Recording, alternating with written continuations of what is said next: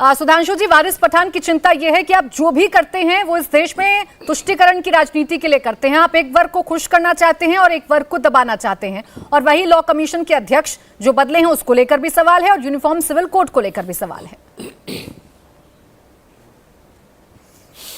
देखिए, समान नागरिक संहिता यूनिफॉर्म सिविल कोड भारत के एक राज्य में 60 साल से लागू है, वो है गोवा, जो कि भारी संख्या में क्रिश्चियन डोमिनेटेड राज्य है और इतना बड़ा है कि 40 में से भारतीय जनता पार्टी के 18 कैंडिडेट क्रिश्चियन थे।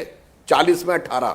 हमारे डिप्टी सीएम भी क्रिश्चियन रह चुके हैं। क्रिश्चियंस को कोई प्रॉब्लम नहीं है, सिख को कोई समस्या नहीं है, बौद्ध को कोई समस्या नहीं है, पारसी को कोई समस्या नहीं है, यहूदी को कोई समस्या नहीं है। प्राची जी जानते हैं समस्या किसको है? जो कहता हमने 800 साल इस देश पे हुकूमत की। इन्हीं के नेता पहले भी बोल चुके, अभी शौकत अली बोले थे, जिनको 800 साल की हुकूमत का जलवाए जलाल चाहिए था।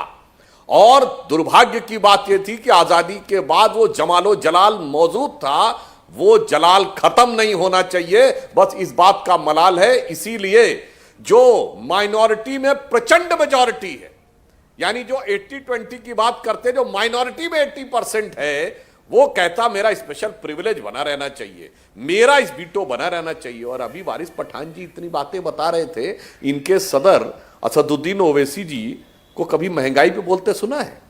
ये प्रवक्ताओं के बोलने के लिए टीवी पर अपने मुखौटे को मुख को छुपाने के लिए मुखौटा, पार्टी का नाम मजलिसे इत्तिहादुल मुसलमीन, बयान देंगे सिर्फ सांप्रदायिकता के मुद्दे के ऊपर, मुखौटा आगे रखेंगे जब लगेगा कोई बचाव नहीं हो पा रहा है। तो इस प्रकार का, जैसे वारिस पठान जी ने कहा कि मोदी जी ये घुघरी डाल रहे हैं, वो अरे भाई घुगली उगली नहीं, आप तो सीधे तलवार बांध रहे हैं। सीधे काटने वाली बात करना, सीधे 15 मिनट के लिए पुलिस हटा लो, सीधे 20 करोड़ 100 करोड़ पे भारी पड़ेगा।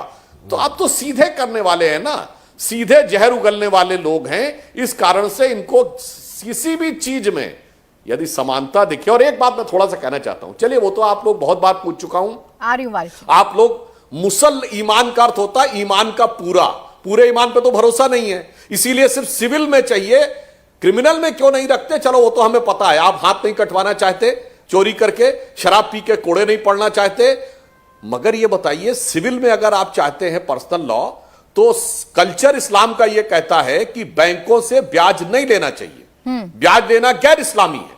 तो कहिए जो ऑटोमेटिक ब्याज डिडक्ट होकर आता है वो हम वापस कर देंगे, नहीं वो भी चाहिए।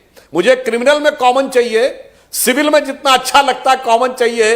मैं मुसल ईमान नहीं हूं, ईमान का पूरा नहीं हूं, आधा भी नहीं हूं, वो थोड़ा सा वाला चाहिए जितने में औरतों को दबाया जाए। सवाल टाइमिंग को लेकर है, बीजेपी से सवाल हमेशा टाइमिंग को लेकर पूछे जाते हैं। सुधांशु जी, सवाल टाइमिंग को लेकर पूछे जाते हैं कि जब भी किसी राज्य में कोई चुनाव होता है तभी यूनिफॉर्म सिविल कोड निकलकर बाहर आ जाता है पिटारे में से, इससे पहले क्या याद नहीं आती बीजेपी को? प्राची जी, जो लोग यह प्रश्न पूछ रहे हैं वो अपनी याददाश्त खो बैठे हैं क्या? 1980 के बाद से हमारा एक मैनिफेस्टो बताएं जिसमें यूनिफॉर्म सिविल कोड ना हो। चुनौती से पूछता हूं, एक मैनिफेस्टो बताएं। हमने हर चुनाव में कहा 1951 से यह हमारे एजेंडा में है, 1951 से। दूसरा, ये भाजपा का एजेंडा नहीं है, संविधान के डायरेक्टिव प्रिंसिपल्स या नीति निर्देशक तत्वों में भी है। एक नहीं, अश्विनी जी बैठे ज्यादा बेहतर बताएंगे, कम से कम आधा दर्जन से 1 दर्जन बार तक सर्वोच्च न्यायालय टिप्पणी कर चुका है कि कॉमन सिविल कोड होना चाहिए। और मैं कहता हूं, अगर अपना अलग रखना चाहते हो तो रखो ना भाई, पूरा रखो।